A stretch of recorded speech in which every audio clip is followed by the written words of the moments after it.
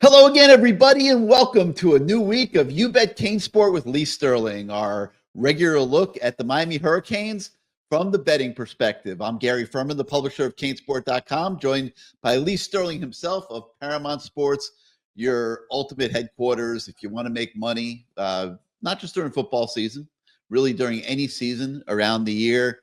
Paramount Sports and Lee Sterling have you covered. We'll talk a little bit more about them later, but Lee, let's dive right in here because I'm jonesing to talk some football after an open week, and it was funny in one of my columns on CaneSport last week. I called it a vacation for the Hurricanes, and I started getting pounded from the football offices. What are you doing? Like, you think we're on vacation? We're not on vacation over here. We're working to get better. And coming off the loss to Georgia Tech, there certainly was a little bit of a list from Miami to work on here as it gets ready to go into the home stretch of the season. Believe they got a pass, so to speak. Everything is still in front of them. They control their own destiny. It starts Saturday against the Wake Forest team. They could be a little bit tricky. The way they approach offensive football. I don't think they're very good on defense. Miami has been made a 25-point favorite at home against Wake Forest. I know I'm expecting a very angry, focused, motivated Miami team out there on Saturday. How's it look to you from the betting perspective? Well, I'd love to see the game at 3:30 or 7. Think we'd be a little bit more juiced. But I think we're going to pound Wake Forest. Sometimes you got to lay it if you want to play it. I don't think Wake Forest is very good. The two step-up games that they had against Ole Miss and Clemson, they lost 40-6 and I think 49-14 to Clemson. They weren't even competitive.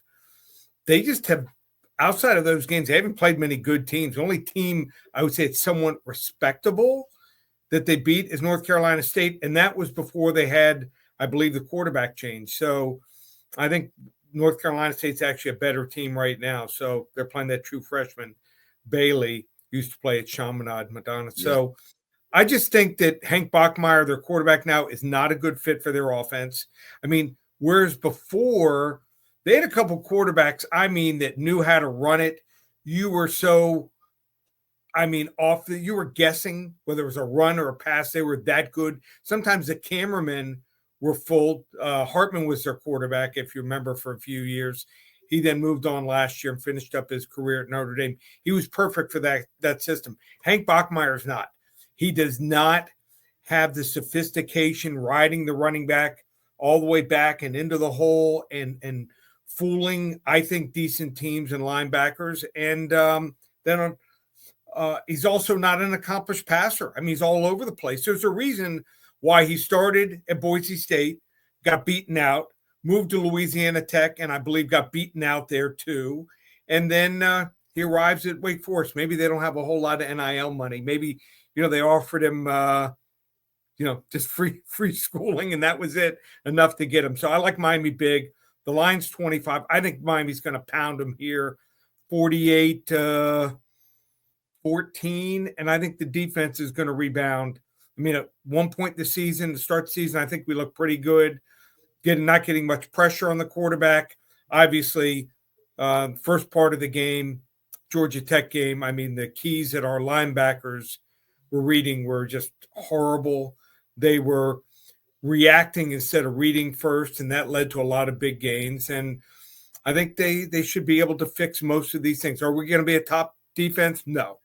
But I think that we can be respectable. I don't know whether we were tired, injuries, but I just think that we can overall play much better. So I'm going to take Miami big. All right. So the Georgia Tech loss, we haven't spoken to you since then. How does that alter the perspective of the people in your business about Miami? A little bit, not too much. I think, I told you, I had them winning the game 35-30. I felt that, with their quarterback back, that Georgia Tech was going to be a tough out, and it certainly was. So this many games into it, there's no secrets, You can hire even new coordinators. A couple teams tried that last couple weeks. Doesn't usually work out. So I just think our kids need to get refreshed, and I think they will be. They need to get back to basics, and it's about team ball. You can have 10 guys do their job, and one guy says, "I'm going to be a hero. I'm going to rush the quarterback," and not stay in his lanes. That's another thing also we don't talk about a whole lot. Gap control. I think it should be taught more at the college level. I think they teach it a decent amount in the NFL. Oh, no doubt. Yeah. These kids, I see it over and over again, and we're one of the biggest culprits. When you're in a 4-man rush and you're the outside rusher, if you go too wide, guy's going to step in, the quarterback, and you're going to give more time. So you better be pretty darn sure that you're going to get to the quarterback if you're going to take an outside rush. If you are taught to stay, there's a lot of quarterbacks like this quarterback, Bachmeier, not much of a runner. So what you want to do, this is one of the rare quarterbacks you can take some chances, but gap control, stay in your lanes. And I think that we have had a big breakdown from our defensive line and even rushers when you do that. Let's say, you're the middle linebacker, just bringing up, a situation that happens sometimes. You can have an outside linebacker too. But if you're a middle linebacker, you're rushing right up the middle. If you can't get to the quarterback, stay in your lane. He might come to you or get your hands up.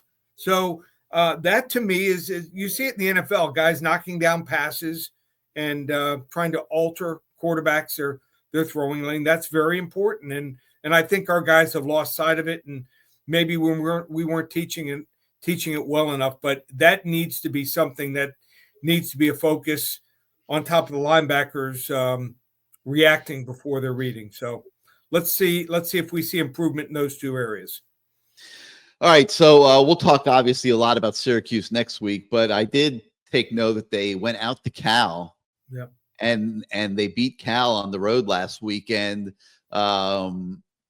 Syracuse is a dangerous team here on the schedule next week, and that'll be a tricky game for you to figure out.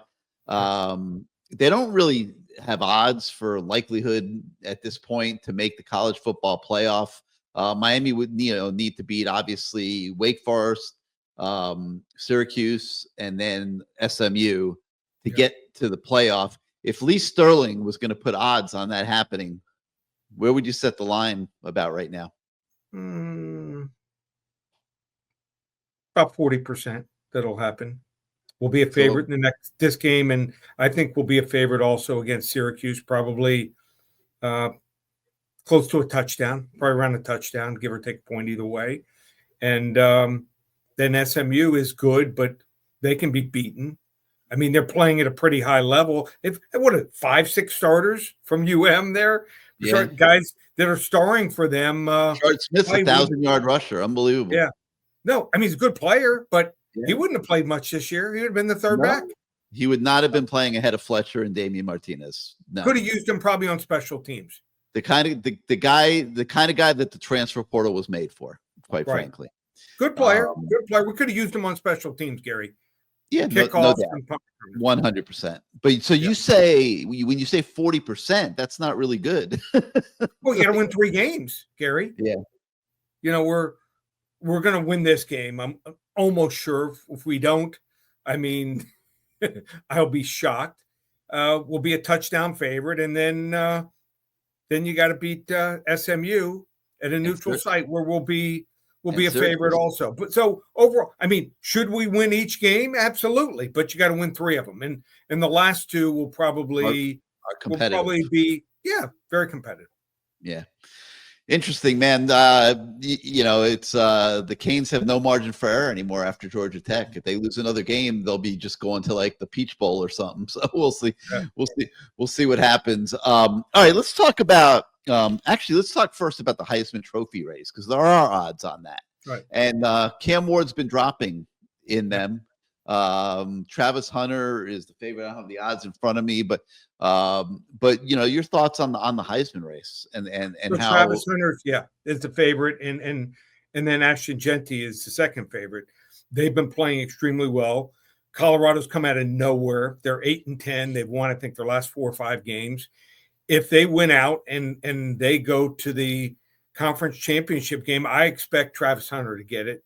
Ashton Genty, very few people that watch Colorado, even fewer watch I've Boise seen State. But highlights. he's a Yeah. monster, Gary. He's a monster. Oh, I know.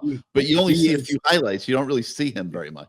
Well, if you watch the games live, like I do, you're seeing him a lot. So he is really tough to take down. So, and teams are keying on him. It's not like they have a prolific passing game. So those are the two favorites. Boise would have to probably lose a game or lose the conference championship game. So that would probably have to take place. And they're playing probably, I think it's going to be Colorado State. So they should win. Travis Hunter, they'd have to lose a game. They could lose this week. They're playing at Kansas. The game's in Kansas City because the stadium for Kansas is under construction. Could happen. They're only a 2.5-point favorite. So anything can happen, but I would say it's a long shot, probably about 5. I wouldn't bet it now. I mean, they win that game, Georgia Tech. He looks like he's almost a shoo-in, but not now. Crazy, huh? How it goes for Cam Ward here. But maybe, if he has 3 monster games in a row here, maybe he gets back into it. He needs 400 plus yard games probably. Yeah, 2 back for back. 3, 4, 5 touchdowns, something like that. I'm expecting him to go for it this week. I think voters would love to give it to him. People watch the Miami program. I mean, think about it. We haven't done much the last 20 years, Gary, but we still are very highly. All the TV games are highly rated, except for when you're playing the FAMUs and the Bethune-Cookmans. There'll be a lot of eyes, even on the Wake Forest game, and even more on the Syracuse game. So he can get back in, but he needs some monster games, and he needs Colorado to lose this weekend, and I would say Ashton Genty to barely get 100 yards.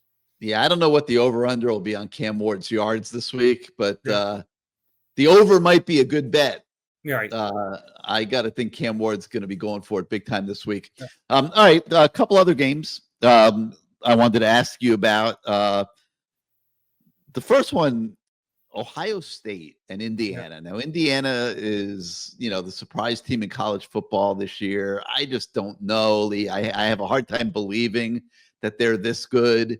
Now they reach their judgment day. They have to go to the Horseshoe and play Ohio State at home. Ohio State's a 13-point favorite in that game, which probably is about right, in my opinion. How do you see that one going? So Indiana's offense really good. Curtis Rourke playing great, then got hurt, had surgery on, I believe, his thumb. Came back sooner than expected. Looks like he hasn't missed any time. They're off of a bye, preparing for this game here. I think their offense will do something. But the Ohio State offense should be able to have their way with Indiana. So even though Indiana's 10-0, listen to the teams that they played this year. FIU, and not one has an offense.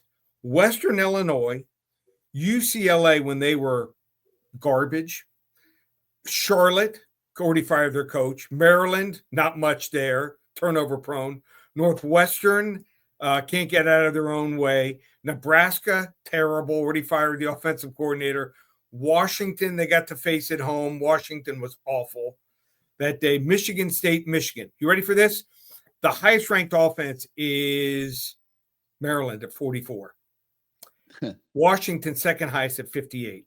Ohio State is number 18 in the country, and they played 2 pretty darn good defenses in Oregon and Penn State, both on the road. They have 2 receivers that we know that will be first-round picks, maybe a couple second and third rounders. They have a couple running backs, I believe, that will go in the top 2-3 rounds. They are that good. So I think it's a major step up for Indiana. And here's a stat that's crazy. So the last 14 times a team has been undefeated and ranked in the top 5, and they've been a double-digit underdog. That undefeated underdog, 0-14 straight up, 5-9 against the spread. So usually when the spread's that high, it's that high for a reason. I like Ohio State. Too much talent, too much skill level, just players. I mean, we know about Smith. I mean, did you see the catch that he made last week that was called back? He's ridiculous. He was doing it in high school. Catch, it was insane. I think he was out of bounds, or no, he did. It went to the ground. It touched the ground. So incredible. Ohio State 38-17. All right, and now this one is tricky because the Florida Gators have improved since we saw them back at the beginning of the season. No question about it. I don't know what the result would be if they played Miami now, but they're certainly more competitive. But the schedule gives them zero relief. They have Ole Miss, maybe the hottest team in the SEC, coming in now to play in the Swamp on Saturday. Ole Miss is a 10-point favorite on the road at Florida. What do you think? I give Florida a lot of credit. I mean, they were dead in the water. 5-5 now. All they got to do is win this game or FSU, and they're going to a bowl. That's why I said it was going to be, I think on this show, it's going to be a good decision to keep him. Called him Sunbelt Billy. Still don't think he's great, but, they were dead in the water. They pulled 2 upsets. They beat Kentucky and they beat LSU. But there's something to the offenses that they've played this year. Yeah. Not one has had a dual threat quarterback that started the game. Now, I believe that Texas A&M brought in their backup quarterback, and he played some Reed, who's a dual threat quarterback. There is no backup starting quarterback that has the type of dual threat capabilities that Jackson Dart has. He's passed for over 3,100 yards, I believe, ran for over 300, 25 combined touchdowns. So I think their defense is going to be stressed. And then on offense, people don't realize how good Ole Miss's defense is. Their run defense allowing just 2.2 yards per carry, number 2 in the nation. Wow. They've got some studs up there. Like they got Nolan, the kid from Texas A&M, stud. Then rushing the passer, if you get long down and distance situation, they lead the nation with 46 sacks here. They might also get Trey Harris, their star wide receiver, back. He's their home run hitter. Maybe not a game I'm going to give my clients, but I like Ole Miss here, 34-16. I think they pull away late. Interesting. All right, Lee. Well, we'll see what happens here this weekend with these games and others. What's going on this week at Paramount Sports? Yep. So you want to hop on board, call it November, 2 weeks left. From now through Monday, December 2nd, $197. You're going to get 12 to 14 games each week. We rate the games from 10 to 50 units. So also basketball, hockey, doing well in both. Taking the week off this week in the UFC. There's a card, but it starts, I think at like 2 or 3 in the morning, Saturday morning. So it's from Asia. Tough card. A lot of fights that we have no interest in. Might throw out a couple free selections. So just check out the website, ParamountSports.com, or you can always call us 800-400-9741. Who do you have in the Tyson fight? We did not give it out. So I was rooting for Tyson. To be honest with you, I didn't even stay up. I did watch some of the – I watched it in the background. Horrible. I knew it was going to be terrible. Total farce. Yeah. You saw the highlights of him training, and he actually was throwing punches and stuff. Yeah. He didn't throw real punches in this fight. I don't know if he choked and froze or the fight was fixed or what the deal was, but something was up. $20 million. Jake Paul, $40 million for that.